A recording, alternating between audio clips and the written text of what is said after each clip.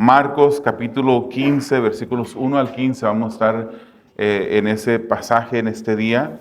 Y yo quisiera compartir con ustedes el bosquejo de esta mañana. Vamos a ir a través de los versículos 1 al 5, viendo los juicios de un inocente, los juicios de un inocente.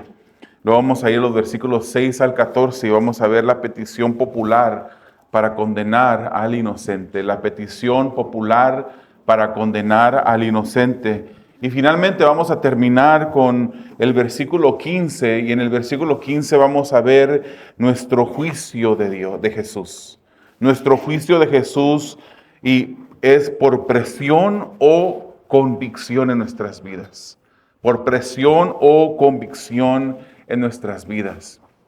En 1989, hermanos, hubo un caso aquí en Estados Unidos que se hizo muy, pero muy famoso. Es un caso que fue un resultado de un crimen que ocurrió en el Parque Central de la ciudad de Nueva York, un parque inmensamente grande. No sé si usted ha tenido la oportunidad de alguna vez visitar. Este caso se llegó a titular o a llamar, a conocer como los 5 del Parque Central. Una violación de una mujer que ocurrió, hermanos, mientras que ella corría. Ella fue asaltada por unos hombres, y pronto se convirtió en un caso que fue seguido nacionalmente. Pero hubo una presión desmedida por los medios, porque de principio no habían agarrado a nadie o no habían podido encontrar los culpables. Y esta presión extrema por parte de los medios y también por los líderes de la ciudad de encontrar los culpables. A causa de eso, la policía empezó a buscar y encontraron a 5 jóvenes y los culparon por el crimen, a pesar de que no tenían suficiente evidencia. Estos jóvenes, hermanos, asustados, maltratados y amenazados, fueron forzados a confesar por un crimen que no habían cometido.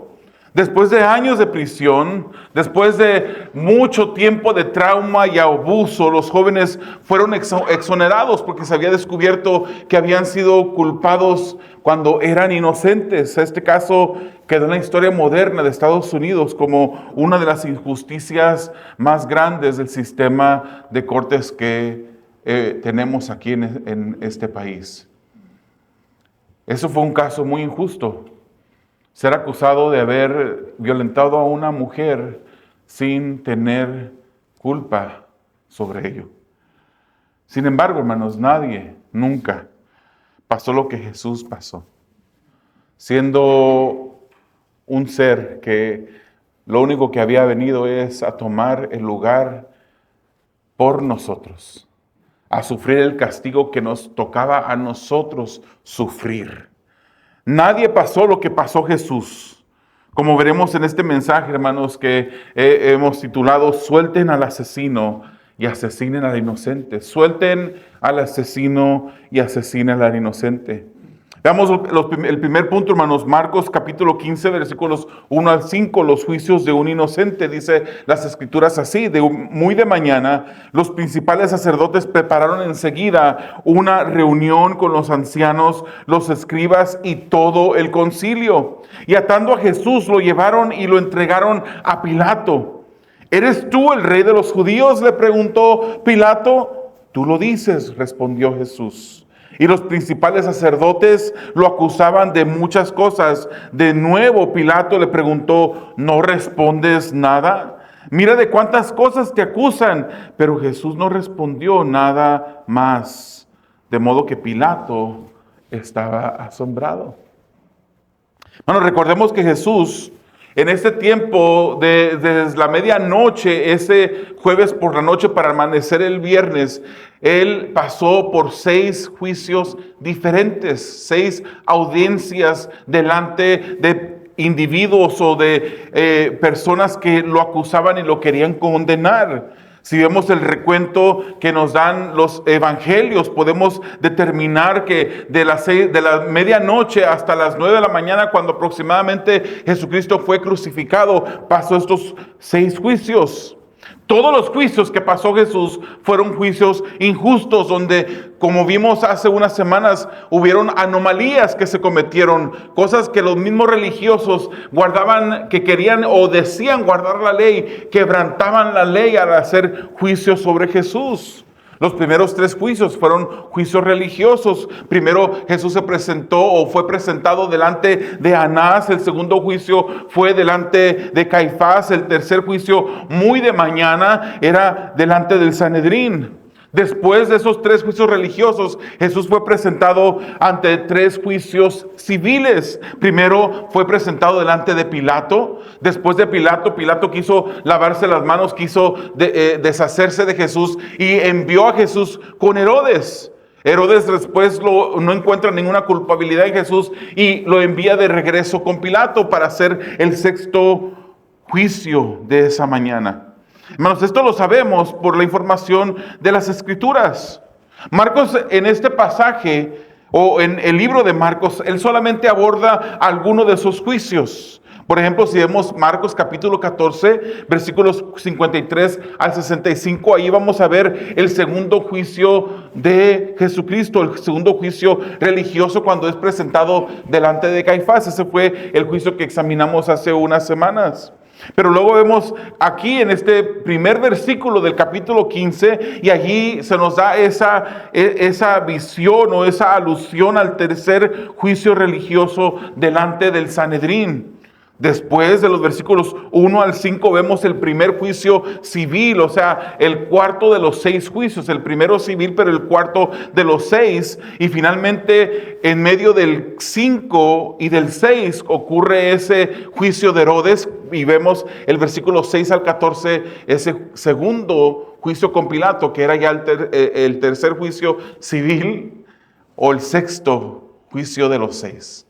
Espero no haberlos confundido, pero ese es el recuento de los juicios que ejercieron sobre Jesús. Marcos nos dice, hermanos, que esto fue muy de mañana. Es interesante, hermanos, el interés de estos líderes religiosos en querer enjuiciar a un hombre que era inocente, un hombre que se había metido en sus planes. Ellos fueron acusados de ser esa higuera que era estéril. Habían sido acusados por Jesucristo de ser esos que habían querido matar al hijo del dueño de la viña para quedarse como dueños absolutos de la viña. Este Jesucristo a ellos les incomodaba. Este Jesucristo era una persona que ellos no querían dentro de sus planes y querían eliminarlo, tanto que lo enjuiciaron a muerte, lo querían condenar, buscaban su muerte desde el principio, cuando la ley misma decía que no se podía llevar a la muerte una persona antes de una fiesta como la Pascua. No podía porque tenía que pasar un cierto tiempo, mientras que los que enjuiciaban tenía que pensar en ese juicio o esa condena de muerte que se les daba para que ellos pudieran examinar bien lo que estaban haciendo antes de condenar a un hombre a la muerte. Pero ellos querían rápido asesinar a Jesús. Querían que Jesucristo muriera antes de la Pascua porque ellos querían correr a su religiosidad, a poder sentarse en una mesa recordando esa Pascua que Dios había establecido en el pueblo de Israel, mientras que condenaban y hacía muerto el cuerpo de Jesucristo ese viernes por la noche. Marcos nos dice que esto fue muy de mañana, hermanos. Todavía estaba oscuro, era de madrugada. Juan 19:14 nos dice que para este 6º juicio, ya la segunda vez con Pilato, eran aproximadamente las 6 de la mañana. Todo esto ocurrió de las 12 a las 6 de la mañana. Su propósito no era proveer un juicio justo para Jesús, era llevarlo a la muerte. Mateo 27, versículo 1, dicen que acusaban a Jesús de pervertir la nación, de prohibir el pago de impuestos. Lo acusaban de haberse autonombrado rey. Esas eran acusaciones que para el pueblo o para el gobierno romano eran importantes. Pervertir la nación. Roma quería que todas las naciones que ellos, sobre cuales ellos dominaban, que estuvieran en paz, que estuvieran tranquilos. No que no aceptaban que hubiese una revuelta, que hubiese un rey que se estuviera levantando, y mucho menos alguien que cortara la fuente de recursos prohibiendo el pago de los impuestos. Bueno, las Escrituras nos dice que solo se estaba cumpliendo las Escrituras en este momento. Salmo 27:12 nos dice: no me entregues a la voluntad de mis adversarios, porque testigos falsos se han levantado contra mí y los que respiran violencia. Esta es una antesala de eso que sucedería con Jesucristo. Estos ancianos, estos escribas, este concilio que se había juntado para enjuiciar a Jesús, que te querían su muerte.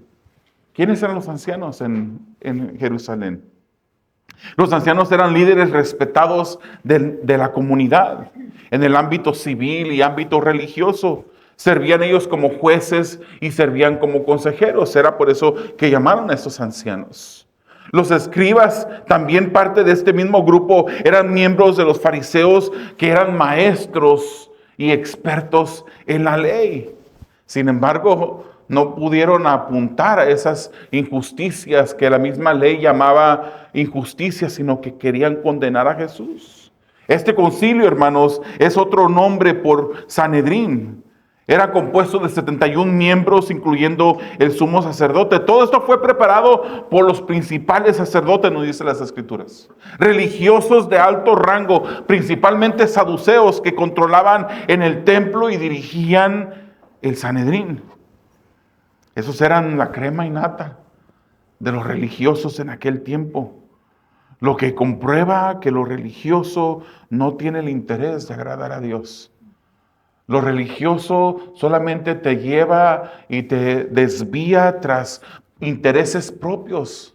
Aquella persona que actúa por religiosidad simplemente van para querer ganar algo, por un propósito alterno, no el propósito que Dios quiere que nosotros tengamos como principal propósito. Dios desea que nosotros le sirvamos a Él, que le amemos a Él, que no tengamos a ningún otro interés más que amarle, respetarle, obedecerle, seguirle.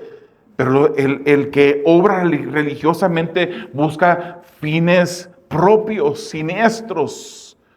Y eso es lo que estaban haciendo estos líderes religiosos. Ellos ataron a Jesús y lo llevaron a Pilato, el gobernador de ese momento en la región de Judea, que gobernó aproximadamente por 10 años. Y este Pilato, hermanos, ¿quién era Pilato? Hay que conocer el carácter de este hombre para ver exactamente por qué es que obra de la manera como obra. Pilato tenía un carácter indeciso. Era una persona indecisa. ¿No se ha fijado usted cuando de repente mira una persona que está enfrente de usted para ordenar y el menú tiene 20,000 artículos y esa persona se está tardando mucho en pedir y uno tiene hambre y quiere? Básicamente es como si tuviera Pilato enfrente en la línea. Era una persona indecisa, no sabía qué hacer, no tenía una definición clara en sus propósitos. Era una persona que era fácil de presionar. Era conocido, hermanos, por ser cruel y violento. Tenía una autoridad delegada por el César sobre la vida y la muerte. Y qué triste que una persona que tuviese la autoridad sobre la vida y la muerte fuera una persona así, cruel, violenta, indecisa, fácil de presionar. Todo gobernador, hermanos, debía su lealtad al César. Había sido puesto por César y debía lealtad al César. Debía al César el buen manejo de su provincia. No se podían dar el lujo de que se reportaran desórdenes dentro de su misma provincia y que esos reportes llegaran al César, porque si no era destituido de su cargo. Ese es el primer juicio, hermanos, de los versículos 1 al 5. El primer juicio donde Jesús es presentado ante Pilato. Interroga a Jesús y le pregunta: ¿eres el rey de los judíos? ¿Eres el rey de los judíos? Al comienzo del servicio se leyó Juan 18. Y Juan nos da una perspectiva con unos detalles adicionales. Jesús le respondió, dice, mi reino no es de este mundo. Si mi reino fuera de este mundo, entonces mis servidores pelearían para que yo no fuera entregado a los judíos. Pero ahora mi reino no es de aquí. Es por eso, hermanos, que nosotros sabemos que como discípulos de Jesús, que seguimos a Jesús, no podemos considerar que este es nuestro hogar. Tenemos casas, hay un lugar determinado donde vivimos. Al final, ahí tenemos nuestra ropa, tenemos nuestros bienes que el Señor nos ha prestado. Ahí dormimos en la noche. Le podemos llamar, esa es mi casa. Pero es una casa que el Señor nos ha prestado mientras que vivimos aquí en esta tierra. Nosotros vamos de pasada. Este no es nuestro hogar. Porque seguimos a un rey que tiene un rey que es un reino eterno, hermanos. Pero ahora mi reino no es de aquí, dice Jesús. Así que tú eres rey, le dijo Pilato. Tú dices que soy rey, respondió Jesús. Para esto yo he nacido y para esto he venido al mundo, para dar testimonio de la verdad. Y fíjese lo que dice Jesucristo: todo el que es de la verdad escucha mi voz. Todo el que es de la verdad escucha mi voz. Hermanos, el día de ayer yo platicaba con una persona que yo quiero mucho. Y mi esposa me enseñó a amar a esta persona. Es familia de mi esposa, de sangre. Yo hablaba con esta persona y yo le presentaba el evangelio. Y yo le decía que el Señor es un Dios que es santo, que es justo, que es perfecto. Y porque es santo, justo y perfecto, Él tiene que enjuiciar y castigar al pecador que no se arrepiente. Yo le decía que el infierno es un lugar real. Él decía, yo no creo que hay un infierno, yo no creo que el infierno existe. Yo le decía, Jesucristo enseñó más del infierno que del cielo. ¿Por qué? Porque quería evitarnos que nosotros fuéramos a ese castigo eterno. Y él decía, yo no encuentro cómo eso puede ser justo. O sea, una persona que ha matado a miles de personas va a llegar al mismo lugar donde yo voy a llegar, que ¿acaso algunas 2 moscas he matado? Entonces yo le decía, no te compares tú con otras personas. Nuestra comparación debe de ser una comparación que se compara con Dios. Cuando nos comparamos con Dios, hermanos, quedamos absolutamente destruidos.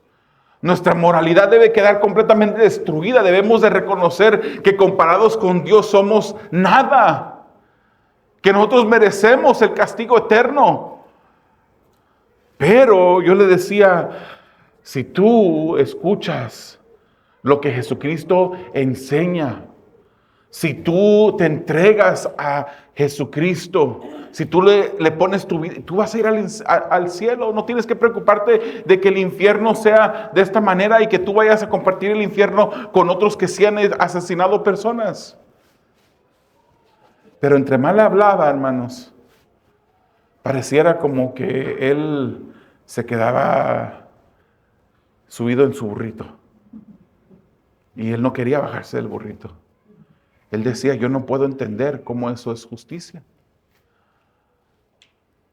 El que es de Dios, el que es de la verdad, escucha la voz de la verdad.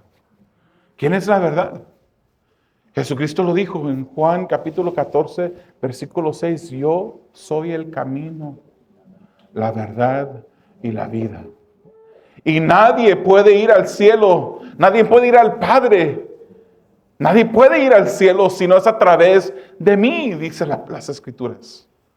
Yo soy el camino, la verdad y la vida. Y dice Jesús, todo el que es de la verdad, escucha mi voz. ¿Cuántos hay aquí en esta mañana que son de la verdad? Que pueden escuchar la voz de Jesucristo. Decir, este no es mi reino no es de este mundo, hermanos, nosotros estamos de pasada.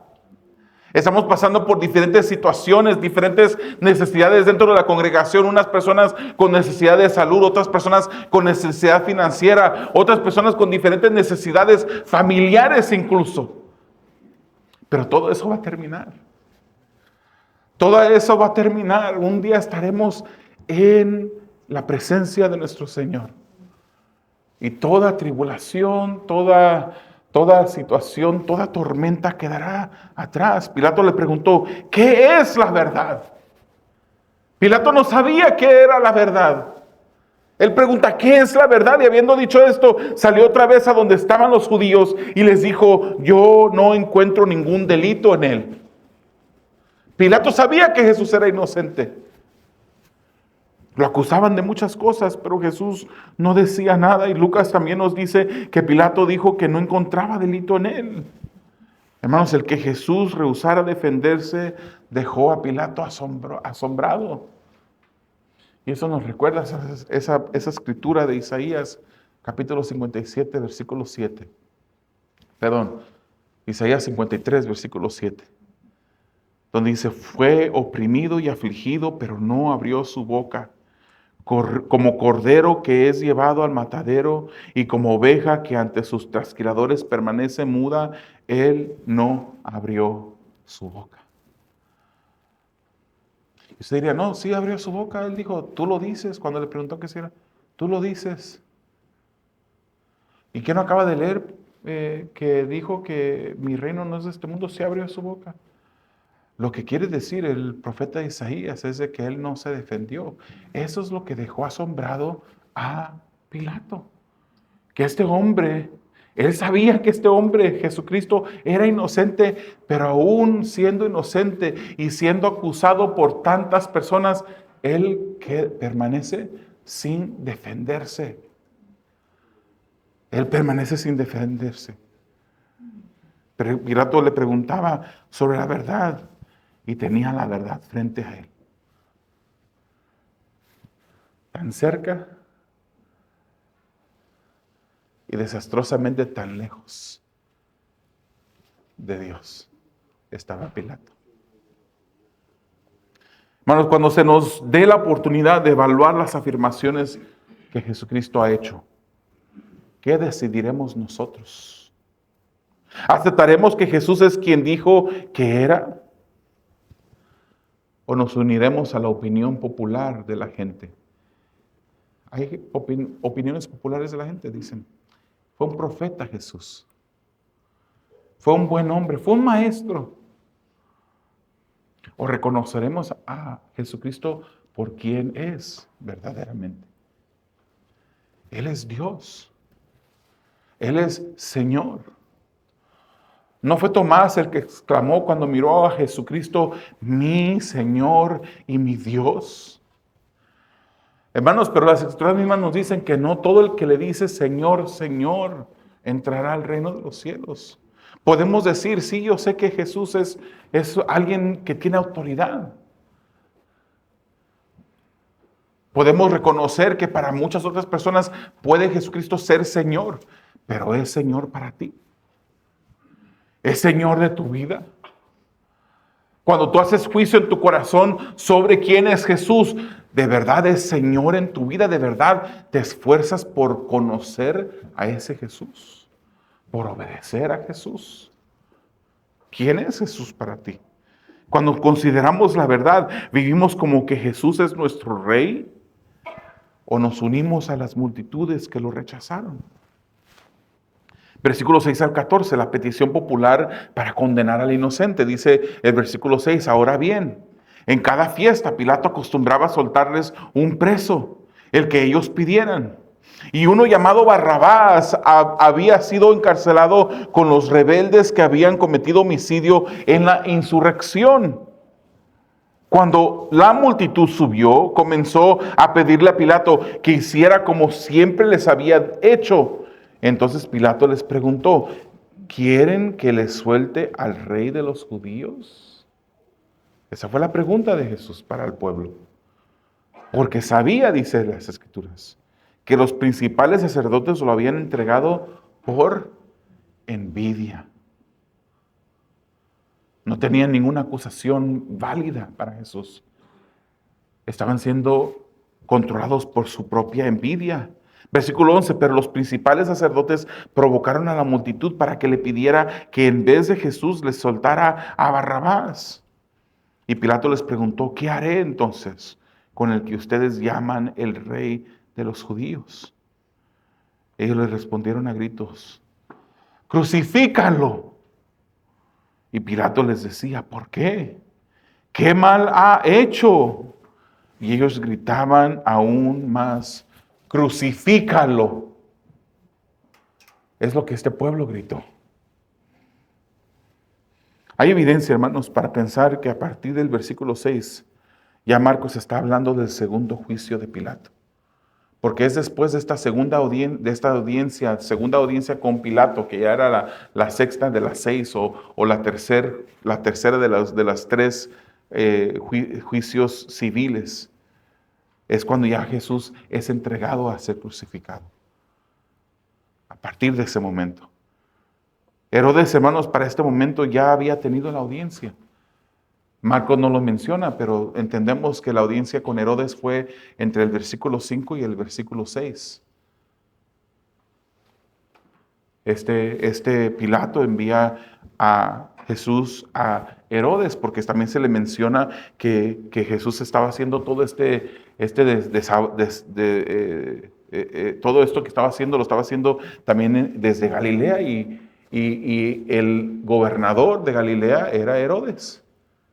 Aprovechó Pilato para decir, bueno, entonces esto no me pertenece a mí, lo envía con Herodes y Herodes no encuentra ninguna falta. Herodes no tuvo que mandarlo hasta Galilea, hasta el norte de Israel, sino que Herodes dice en las Escrituras que estaba allí en Jerusalén por causa de la Pascua. Ahí estaba. Lo entrega a Herodes no encuentra nada, Herodes lo vuelve a mandar de regreso con Pilato y ahí es donde comienza el versículo 6. Bueno, la costumbre de Pilato era soltar un preso en cada fiesta para apaciguar a la gente, para tenerla contenta. En este momento se encontraba preso Barrabás, se había formado este Barrabás parte de una trifulca. Ellos, hermanos, querían derrocar el dominio del Imperio Romano y habían grupos, sectores de la población que se unían para pelear en contra de los romanos y Barrabás había sido arrestado en una de esas trifulcas, queriendo derrocar al Imperio Romano. Y esto era un delito grave para Roma. Que alguien se levantara en contra del imperio era grave, un delito grave. Pero Barrabás también había sido acusado de haber asesinado. Hermanos, no nos dice las Escrituras a quién asesinó, pero yo creo, esta es una opinión, yo puedo pensar que a la persona que asesinó Barrabás fue posiblemente a un soldado romano en esa trifulca, en esa rebelión. Posiblemente a un líder del imperio romano, a un oficial romano. Y matar a una persona así, especialmente una persona que era parte del gobierno, ya sea soldado o no, era castigado con la pena de muerte. Barrabás era el que merecía la cruz. Barrabás merecía morir en esa cruz. Se recuerda, hermanos, que la crucifixión fue no solamente algo que emplearon con Jesucristo. La crucifixión fue un castigo que los romanos habían inventado para darle muerte a todos aquellos a quien ellos querían matar. Jesucristo no fue la única persona que fue crucificado. De hecho, en su misma crucifixión tenía 2 malhechores a su lado, uno a cada lado. Barrabás era merecedor de la cruz. Así como éramos merecedores nosotros, usted y yo, éramos merecedores de la cruz. Éramos merecedores de la muerte. Y habiendo no encontrado culpabilidad en Jesús, Pilato toma la oportunidad para ofrecer la liberación de Jesús. Como era costumbre ya liberar a un reo, a un preso, dice, se lo suelto a Jesús. Sabía que solamente había sido arrestado o enviado con él por pura envidia. Pero los líderes religiosos ya tenían todo acomodado, hermanos. Piden que Barrabás, el asesino, fuese liberado y piden que el inocente Jesucristo fuese asesinado. Porque no fue una muerte de Jesús que pidieron, hermanos. Hay una diferencia entre matar y asesinar. Hay una gran diferencia. El matar es quitarle la vida a todo. O sea que toda muerte, todo asesinato es muerte, pero no toda muerte es asesinato. ¿Entienden la rima? Cuando se le quita la vida a una persona inocente, eso se llama asesinato. No solamente es una muerte, es asesinato. Y eso es lo que querían hacer con Jesús. Era inocente, pero querían asesinarlo. Pilato incluso parece abogar por Jesús. Dice, ¿qué mal ha hecho este hombre? ¿Qué mal ha hecho este hombre? Incluso Mateo nos revela que la esposa de Pilato le mandó a decir, no tengas nada que ver con este justo, porque he sufrido sueños en esta noche. Le llama justo, le llama una persona que era inocente. La misma esposa de Herodes le manda a decir. Pero él no pone oído al consejo de su esposa. Hermanos, para los romanos los sueños eran mensajes de los dioses. Ellos estimaban, ellos valoraban los sueños. Ellos sabían que los sueños para ellos eran importantes. Pero aún así ignora eso que había sucedido con su esposa. Pilato no solo ignora su esposa, sino que también ignora su conciencia. Sabía que este hombre era inocente. Y cuando Pilato pregunta a la gente, la multitud gritaba más fuerte, crucifícalo. Mateo 27, 25 nos dice que todo el pueblo contestó, caiga su sangre sobre nosotros y sobre nuestros hijos. Ellos toman responsabilidad en ese momento por la muerte de este inocente, el asesinato predeterminado de este inocente. Y Juan 19, 15 nos dice, fuera, fuera, crucifícalo, gritaron ellos. ¿He de crucificar a su rey?, les dijo Pilato. Los principales sacerdotes respondieron, no tenemos más rey que César. No tenemos más rey que César. Como estos líderes religiosos, hay muchos religiosos el día de hoy que en lugar de seguir a Jesús y llamar a Jesús Rey y vivir una vida en la que en verdad Jesús es Rey y Señor de sus vidas, simplemente se envuelven en religiosidad y han hecho de su propia vida su Rey y Señor. Que no han hecho de Jesús su Rey, que no han hecho de Jesús su Señor, sino que usan a sus propios deseos y sus propias personas como reyes. ¿Eres tú alguna de esas personas? Hermanos, tenemos que saber, hermanos, que nosotros tenemos que estar pendientes, siempre conectados con el Señor, porque incluso nosotros que somos hijos de Dios podemos caer en religiosidad. Y empezar a hacer las cosas por un bien propio. Porque me hace sentir bien, por eso vengo a la iglesia en lugar de venir como obediencia a Dios, donde dice las Escrituras en Hebreos 10:25, no dejemos de congregarnos como algunos tienen por costumbre. Estamos viniendo aquí por obedecer a Dios. Estamos viniendo aquí para congregarnos juntamente, animarnos los unos a los otros, estudiar las Escrituras juntamente como nos dice las Escrituras que lo debemos hacer. Como hay ejemplos múltiples en las Escrituras. Vengamos por amor a Dios. No por amor propio, no por religiosidad. Habiendo tenido la oportunidad de hacerlo recto, el pueblo decide abogar por un asesino, de modo que pudieran asesinar a Jesús. Y esto nos llama de nuevo, hermanos, a invitarnos a nosotros a examinar cuando nosotros seamos o tengamos la oportunidad de evaluar las afirmaciones que Jesús hizo, ¿qué vamos a decidir? ¿Le reconoceremos a Él como Rey y Señor o lo rechazaremos como lo han rechazado muchas personas a través de toda la historia?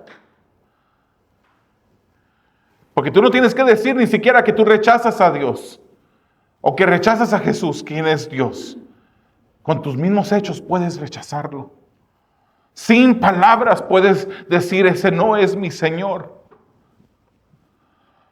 Cuando decidimos vivir en una vida constante de pecado, sin arrepentimiento, ¿qué estamos diciendo? ¿Es Él nuestro Señor y Rey? Cuando consideramos la verdad, vivimos como que Jesús es nuestro Rey, o nos unimos a las multitudes que lo rechazan y que gritaron, crucifícalo, crucifícalo. Nuestra manera de vivir demuestra si en verdad Jesús es Señor de nuestras vidas. Y aclaro algo que le decía a mi familiar el día de ayer, mi familiar político. No obramos, ni siquiera obedecemos a Dios para ganarlo la salvación, porque la salvación es un regalo de Dios. Pero ya habiendo Dios regalado esa salvación a nuestras vidas, esa salvación podrá ser identificada como genuina o falsa, basado en la manera como vivimos. No somos salvos por obras. Es un regalo de Dios, que Dios ofrece a aquel que se arrepiente y viene en fe a Él, a Jesús. Fe en Jesús. Pero si es una fe verdadera, tu vida está cambiando. Tú no puedes seguir siendo el mismo que eras antes si ahora has entregado tu vida a Jesús. Tú no puedes seguir viviendo haciendo las mismas cosas que ofenden a Dios. Porque si sigues haciendo esas mismas cosas, esa fe no fue genuina. Si te deleitas en esas mismas cosas, si en lugar de que mires que tu vida está siendo santificada, en lugar de eso la miras que estás metiéndote en más cosas que le ofenden a Él y le ofenden a Él, entonces debes preguntarte. Debes de hacer lo que el apóstol Pablo nos manda hacer. Examínate. Examínate para que confirmes que sí estás en la fe genuina. Él decía, yo golpeo mi cuerpo. Él se esforzaba. Él sabía que era salvo. Él sabía que era salvo. Pero él golpeaba su cuerpo. Decía, no vaya a ser que me descuide. No vaya a ser que yo siendo heraldo, yo mismo venga a ser descalificado. ¿Cómo nos estamos esforzando? ¿Cómo estamos viviendo nuestras vidas? ¿Como que en verdad Jesús es Rey y Señor? ¿O simplemente le llamamos Señor de la boca para afuera? Pero no todo el que me dice Señor, Señor entrará en el reino de los cielos, sino todo aquel que hace la voluntad de mi Padre.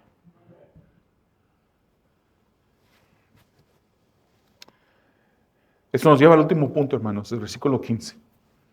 Nuestro juicio de Jesús. Nuestro juicio de Jesús. ¿Por presión o convicción? Dice el versículo 15, Pilato, queriendo complacer a la multitud, les soltó a Barrabás. Y después de hacer azotar a Jesús, lo entregó para que fuera crucificado. Un hombre que ya dijo, ¿qué mal tiene este hombre? Un hombre que ya había reconocido que era inocente Jesucristo. Un hombre que había tomado la oportunidad de esa costumbre de liberar a un preso para liberar a Jesús. Les había ofrecido a Jesús sabiendo que era la decisión correcta a hacer. Pero él, siendo una persona fácil de presionar, una persona inconstante, sin carácter, obedece al pueblo.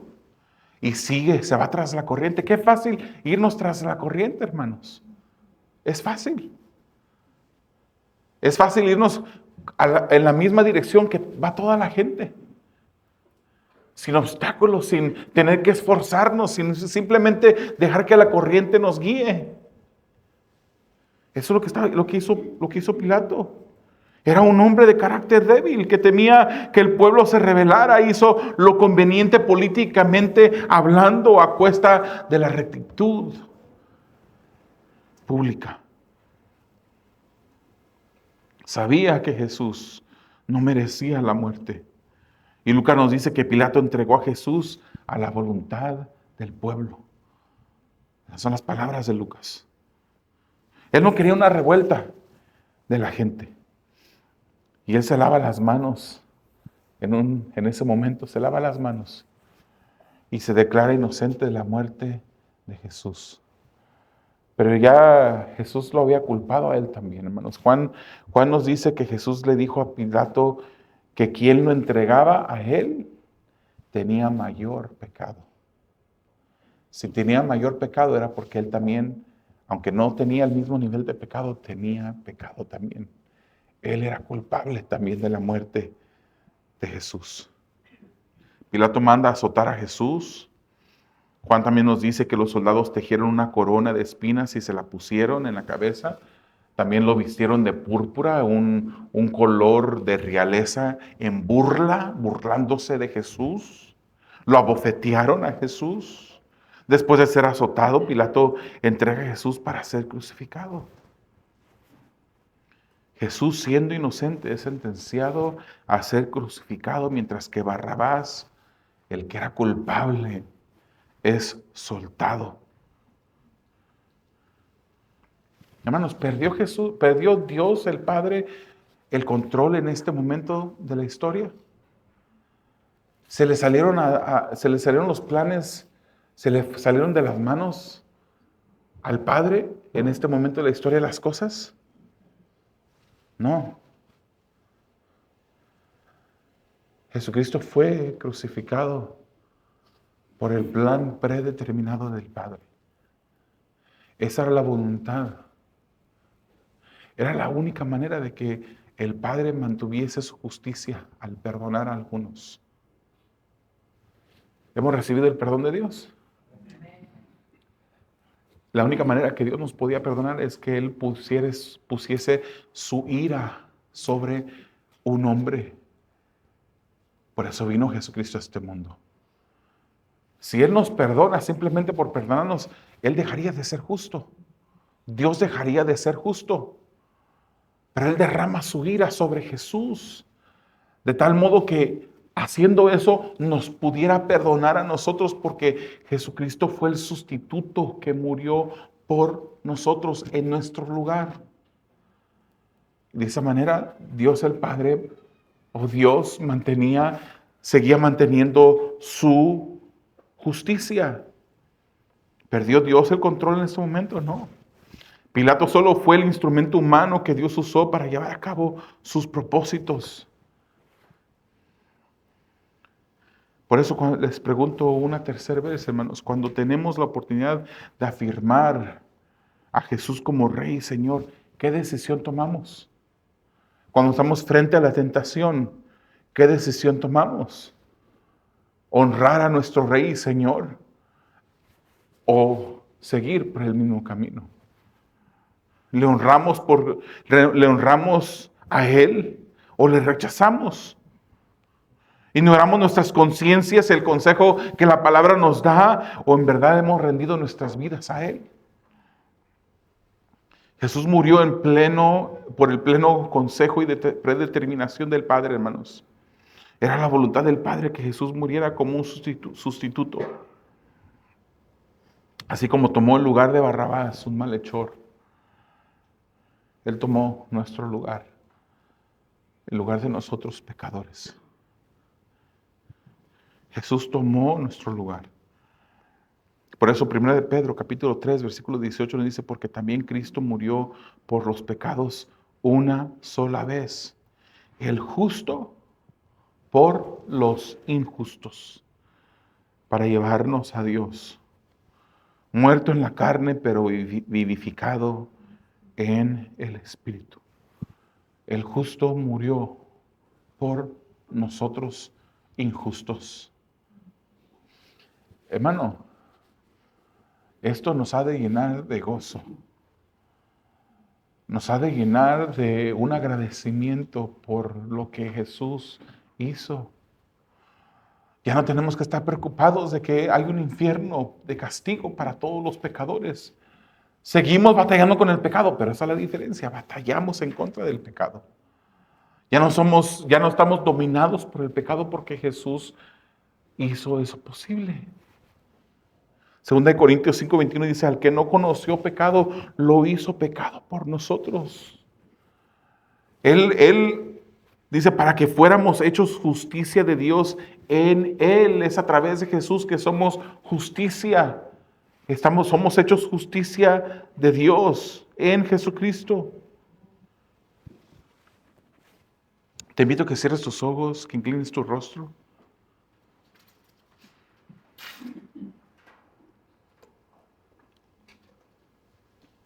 Yo te voy a invitar en este momento a que consideres las conclusiones que a diario tomas o que a diario llegas tú cuando ejerces juicio en tu corazón y en tu mente sobre quién es Jesús.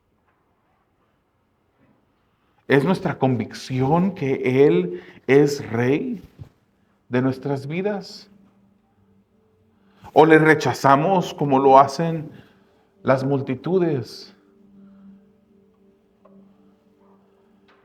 Que cuando les ofrecen a Jesús, ellos prefieren al asesino. ¿Eres tú de aquellos que se han rendido verdaderamente ante el Rey y Señor, el Creador del universo? ¿O eres tú de esas personas que con sus mismas acciones, sin tener que decirlo, rechazan vez tras vez al Maestro? ¿Te importa? ¿Te importa cómo vives? ¿Te importa cómo obedeces a aquel que dio todo por ti? ¿Lo has entregado tú todo por Él? ¿Vives tu vida con ese deseo de honrarle a Él? No le llames solamente Señor, Señor, ignorando lo que Él dice. Ríndete a Él. Entrégate completamente a Él. Dale esas áreas de tu vida en las cuales no le estás honrando. Tú conoces muy bien en qué le estás fallando a Dios. Basta ya. Querido hermano, hijo de Dios, basta ya. Para los amigos que me están escuchando en esta mañana, en este tiempo cuando Jesús es enjuiciado, las multitudes consideran que Jesús solo fue un buen hombre, un profeta y maestro, y muchos de ellos ni siquiera eso. Pero para ser salvo, amigo, para ser salvo tú tienes que hacerlo Rey y Señor de tu vida. Tú no puedes solamente considerar que Jesús fue un buen hombre, que fue un profeta. Tú tienes que verlo como quien es. Dios mismo, Señor de señores, Rey de reyes. Entrega tu vida a Jesús. Y tú podrás decir, no soy suficientemente bueno para hacerlo. Necesito trabajar en mí primero para yo poder merecer la salvación. Te quiero decir, amigo, que nunca harás nada ni podrás llegar a un punto en la cual podrás merecer una salvación que solamente Dios te puede regalar. Arrepiéntete el día de hoy de tus pecados. Pon tu fe en Jesús y serás salvo. Señor, tú eres Rey de reyes. Tú eres Señor de señores. Yo oro, Señor, por esas personas, Padre, que no te conocen y han escuchado este mensaje. Yo oro, Señor, para que tú quites las vendas de sus ojos, para que tú des vida donde hay muerte. Salva, Señor. Y aquellos que nos han salvado, Señor. Yo te pido, Padre, que obres en nuestras vidas. Yo te pido que cambies nuestros corazones, Señor, que inclines nuestros corazones más y más cada día ante ti. Tú lo mereces todo, Señor, de nuestras vidas. Ayúdanos a odiar más, Señor, esas cosas que tú odias, como el pecado. Ayúdanos a amar más lo que tú amas. Es por eso que te pedimos, Señor, a ti, porque solamente tú lo puedes hacer. Danos lo que no tenemos para que podamos hacer lo que no podemos. Ayúdanos, Señor, para el bien de tu pueblo, para el bien de tu iglesia, para la gloria de tu Hijo Jesucristo. En el nombre de Jesús. Amén.